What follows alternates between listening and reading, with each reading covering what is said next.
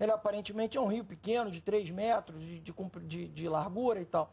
Quando chove, você vê como ele fica caudaloso, como ele se alarga. E é exatamente por isso que a gente pede para não se construir no entorno dos rios. E a gente tem uma discussão hoje no Congresso sobre o Código Florestal e está tentando derrubar a construção em 30 metros das margens dos rios, para ambos os lados. As pessoas não entendem que essa determinação não é uma determinação só por ambientalistas ou para salvar a natureza, etc. Não é por isso. É também para salvar as vidas, porque acontece esse tipo de coisa quando chove muito.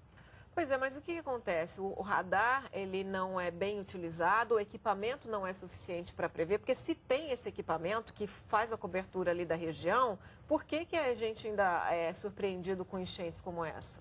Um pouco dos dois. A gente precisa mais investimento em alguns computadores. Isso houve no passado, eu não sei se o computador já está funcionando lá no INMET. Que ele dá uma série de probabilidades e faz cálculos com imagens e tudo mais. É um computador super potente. No Brasil já comprou esse computador. Não sei se ele já está operando. Isso aconteceu muito recentemente.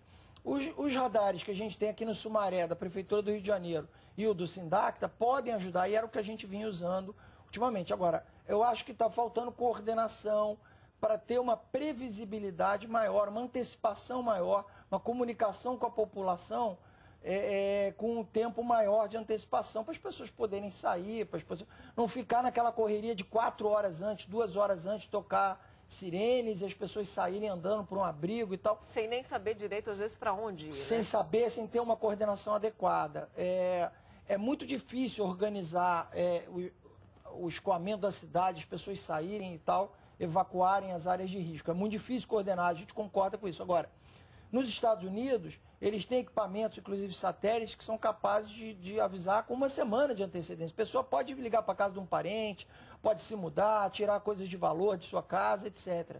E isso não acontece aqui, a gente precisa investir nisso. Agora, dá tempo de orientar ou de fazer algum tipo de preparativo durante as tragédias? Porque isso deveria ter sido feito antes. Agora, durante a tragédia, o que é possível fazer para que as pessoas não sofram ainda mais, né? Olha, por exemplo, Vale do Itajaí a gente pode usar como um estudo de caso, que eu até dou lá na faculdade para meus alunos. Vale do Itajaí tem uma série de empresas que ficam no entorno do Rio do Itajaí que há muito tempo sofrem com as cheias do Rio Itajaí. O que eles fazem? Eles têm uma previsibilidade, têm alguns alarmes do rio na alta e lá na cabeceira do rio que vão informando se o rio está enchendo e eles vão monitorando o rio o tempo todo. Quando o rio sobe a um determinado nível, eles têm pelo menos 4 horas de antecedência para suspender todos os ativos, máquinas, equipamentos que ficam na fábrica a uma altura de 2 metros e param de trabalhar e ficam aguardando. Então eles vão para um local protegido, eles se prepararam para isso.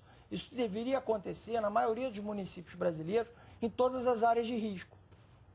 Sem dúvida é o que deveria acontecer, infelizmente não é isso que a gente vê, né, Gustavo? Inclusive, durante a chuva de Angra dos Reis, da região serrana, a presidente Dilma Rousseff, ela disse naquela época, ela deu uma entrevista coletiva falando que a prevenção não é uma questão da defesa civil só, é uma questão de saneamento, drenagem, política habitacional de governo, que moradia também em área de risco no Brasil é uma regra e não é exceção. Infelizmente, a gente vê isso mais uma vez no Rio de Janeiro. Ela está coberta de razão. Gustavo, muito obrigada mais uma vez pela sua participação aqui com a gente no Jornal da Globo News.